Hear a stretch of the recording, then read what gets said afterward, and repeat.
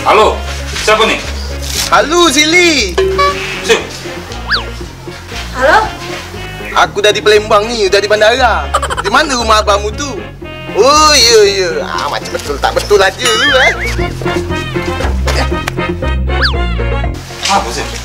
Ada kawan sini dari Malaysia, nak ke rumah, kasih makan apa ya, Bang? Oh, gampang. Wong Malaysia pasti galak juga pempek. Apa, Bang?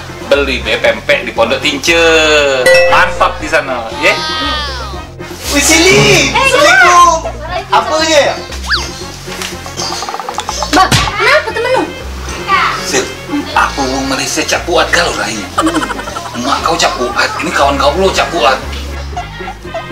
Kameramen juga cak kuat. Paket kak, dari buka-bukaan.